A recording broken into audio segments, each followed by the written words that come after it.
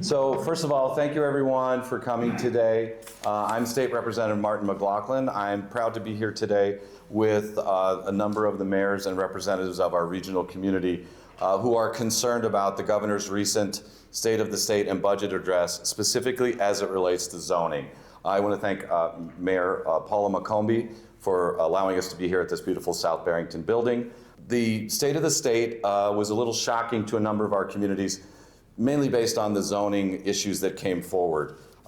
Each one of our communities is individually different, and I have had the pleasure of working with all of them, and it's for a specific reason. Zoning is one of the great protections we have as an investment, whether you're a business or whether you're have a beautiful home or whether you are someone who is looking to come to the area. Zoning is not to exclude, zoning is to protect. The governor brought forth something that I think is more aptly and appropriate for communities who are looking to develop, but he threw a blanket approach which is going to potentially have the state decide our zoning.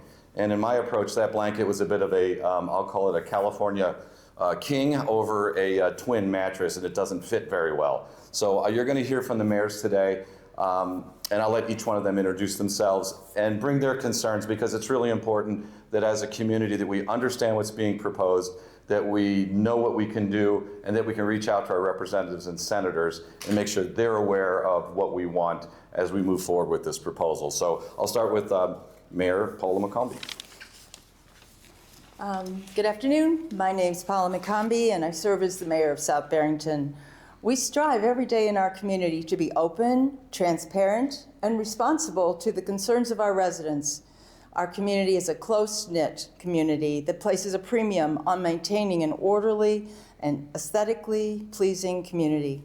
We have regulations and zoning ordinances not to be a burden on homeowners and businesses, but to ensure that the investments our residents have made in our community are supported, not undermined. It's a system that's worked well here for decades. The residents know that if they do not like the direction which the community is going, they can vote in new leaders. This is what local control of our municipalities is all about. Local people making local decisions for their local population. The governor's proposal will strip away that local control and take zoning decisions on housing away from local governments. Instead of accountable, locally elected officials making decisions for South Barrington, the governor wants to allow the officials in Springfield to make the zoning decisions. A one-size-fit approach will not work here, and we all know it.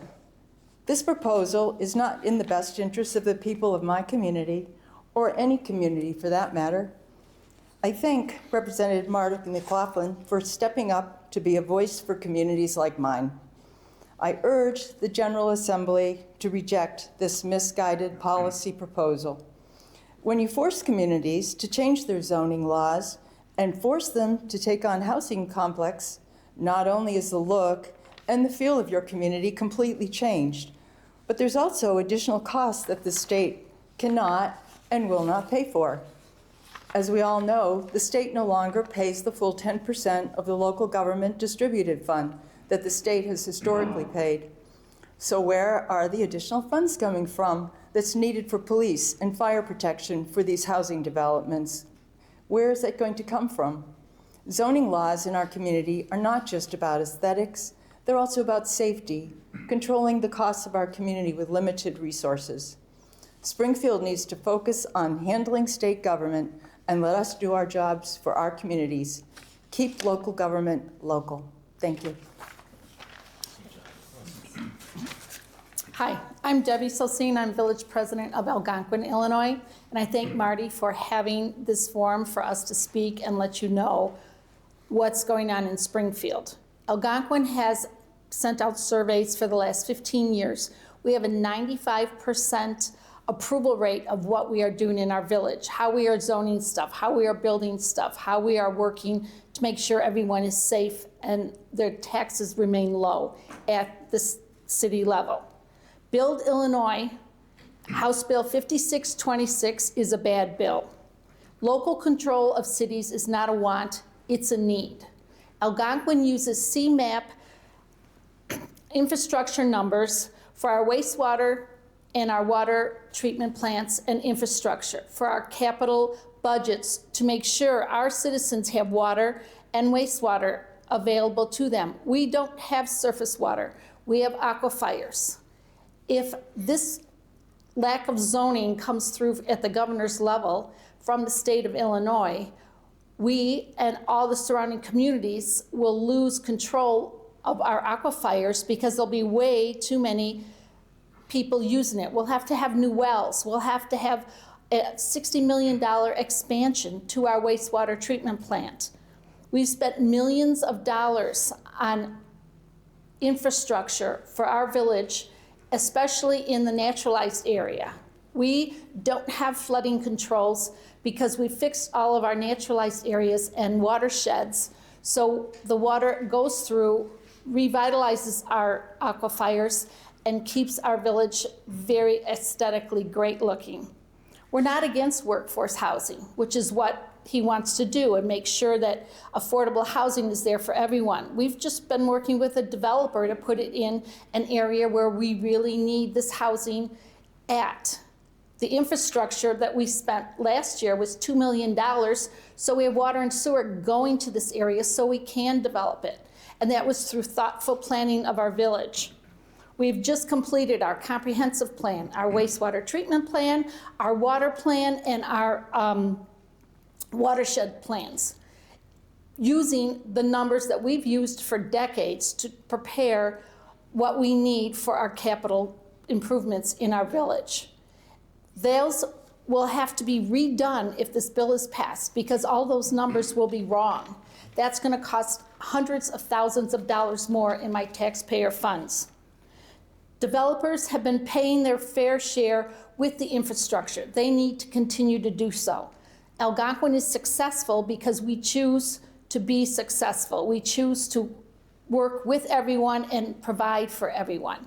So please join me in trying to get rid of, not change, get rid of House Bill 5626. Thank you. I'm Eleanor Sweet McDonnell with the Village of North Barrington.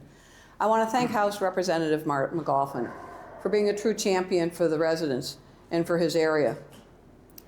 Some of my concerns are the increased unfunded infrastructure obligations that will be pushed back onto our communities in addition to North Barrington. If you increase the housing density, it will force us to expand our services and our infrastructure. My understanding is we have a $250 million budget included in the capital funding for the improvements, but I know for a fact that that'll be insufficient to cover the extra costs on a long-term basis of maintaining these facilities that we're going to have to build. The long-term infrastructure costs will exceed our short-term state grants and will place greater financial strain on North Barrington. I'm concerned that these increased infrastructure costs could eventually involve tax increases to sustain these possible unnecessary additional expenses. I'm also concerned about the possible negative effect on possible land valuations when these properties are rezoned for higher density. I'm also concerned about the possible future strain on the quality of services currently provided to our residents, and particularly in the area of all emergency services. One example is, as a result of this bill passing, which of course I'm not supporting, would be an example that I would have to now build a stormwater system to accommodate these the density issue with the residents. Okay, so maybe I get a little bit of that money from Springfield the first time around. But who's going to be maintaining and helping me with the additional expense of the storm sewer system expansion that I may have to consider? I haven't heard anything from Springfield on that. Like my peer mayors, we're also disappointed that the LGDF fund apparently is going to be going from 6.47 down to 6.28. As we all know, it was at 10, and Springfield keeps taking the money from us. That's another example of, okay, we get money taken away. Anytime you pull funds or have an unexpected cost, you have to get the money from somewhere else. I'm not a believer in putting this burden on the backs of our taxpayers by having to increase their taxes to maintain the balanced budget as a result of the unintended consequences of possible removal of our local zoning jurisdiction. Our residents want affordability and financial security. In order to achieve this promise to them, they support and vote for us because we are their local government. They see us as our trusted steward of their hard-earned taxpayer dollars locally. That is how we help them with affordability and financial security for their families. The government closest to the people is always the best, the most efficient and the effective. Thank you. Just quickly, my name is Mayor Dominick DiMaggio from the village of Hawthorne Woods. And just briefly, our village motto is we are rural by design. That's how we like it. That's how we want it. That's what our residents want. To usurp that authority from the local residents and local government is absurd. We have legislatures in Springfield that probably don't know where Hawthorne Woods is, have never been to Hawthorne Woods, have never viewed or asked about our comprehensive plan to tell us how we need to develop our community, what type of housing we need to build for our residents. Is ludicrous. We want to keep our village the way it is, the way our residents want it, the way the local officials who have been elected by our residents want it. We want to keep it the way it is. And we urge that this bill be stopped in its tracks. Thank you. Good afternoon, Brian Cecola, Village President, Barrington Hills. Thank you, Martin McLaughlin, for having this. It's an honor to be up here with all these great people up here. I had some notes I was going to say, but at this point, I think it's pretty much said it all. One, you need to think about Barrington Hills. We are rural. We are minimum 5-acre zoning. This would destroy our town. The trees and the beauty that our residents live in, it would be destroyed. This cannot be accepted. This is a terrible bill, and all these mayors up here are in the same boat. Our town would. I mean, I had these notes. I'm gonna wing it because I think it's a horrible bill. And we have horse trails that goes through all of our town, our properties. How would you deal with that? That would destroy our town.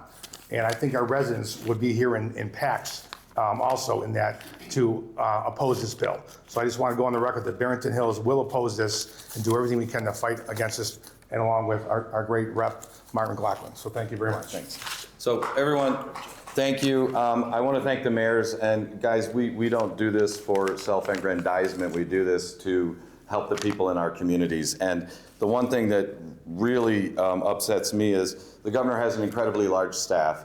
And he can, if you guys would scooch in a bit, he has the ability to reach out to each and every one of these communities in advance of proposing legislation. I was just down in Springfield yesterday, and I was semi-chastised by one of the governor's staff saying, well, we'll go out to the communities now and see how they feel about it. That is completely backwards, okay? Reach out to these hardworking people behind me first before you decide to jam a proposal that doesn't fit into their communities.